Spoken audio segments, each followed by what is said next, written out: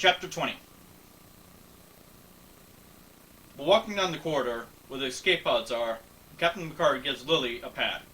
If you see Commander Riker or any member of my crew, give them this. What is it? Orders to find a nice quiet place and stay out of history's way. Lily smiled and wished us luck, and I said, same to you. She was about to get in the pod when she realized something. You're not leaving, are you? Captain Picard sighed and said, Lily, when I was captured by the Borg, my crew risked everything to save me. There is a crew member here who I owe the same thing to. I smiled and said that the captain goes down with the ship. Lily laughed at that and said, go find your friend. She got in the pod, and Captain Picard launched all the escape pods that had someone in them. Once they were all launched, we headed for main engineering, where this all started. We make our way back to Deck 16 and main engineering. I was surprised we made it without any problems whatsoever.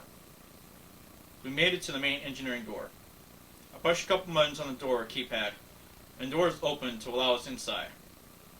As we headed deeper into engineering, I was starting to wish I had brought my lightsaber with me. I was looking at the warp core, which was huge compared to the one on the Defiant, and even the Enterprise D. And a voice said, what's wrong, Locutus? Doesn't this look familiar? I spun around to see a Borg female walking toward us. I asked the captain who that is. He says it's the Borg Queen. She was present when he was turned into Locutus. This made no sense. The Borg ship that Captain Picard was transformed to a Borg was destroyed, with everyone on board 6 years ago. I brought that up and asked how did she survive. You think in such two-dimensional terms. Data understands me. Don't you, Data? I looked at where she was looking, and there was Data in a Borg alcove. But he had real skin and hair. He actually did look human. I demanded to know what she had done to him. I gave him what he always wanted, flesh and blood. Captain Picard wanted Data released. Are you offering yourself to us? I did not know what she was talking about, but Captain Picard did. I remember. You did not want just another Borg drone. You wanted a counterpart. You flatter yourself! I oversaw the simulation of countless drones. You are no different. You're wrong. I was right about what I said. But when I refused, I just became another drone. I had enough of this. I offer the Queen a deal. Let Data and Captain Picard go. And you can have me as a drone. Once I am assimilated, the Borg will be unstoppable. The Queen gets a smile on her face and agrees. She looks at Data, nods her head, and the Borg force field turns off. Data, you're free to go. When Data just stood there, I said, Data, Jean-Luc, go.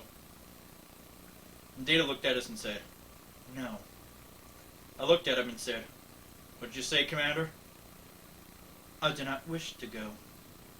With an evil smile, the Queen said, she already has an equal. Data, deactivate the auto-destruct sequence. As Data headed for the console, I said, no, Data, don't! And then I was restrained by two Borg drones. I cannot break free, since they are stronger than me. I watched helplessly as Data deactivated the auto-destruct. Then he broke the computer encryption, and the ship came back to life. Captain Picard tried to reach him, but it was no use. Data walks over to the Queen, looks at us, smiles, and says, you make excellent drones. I just glare at Data, then we're taken away to be assimilated.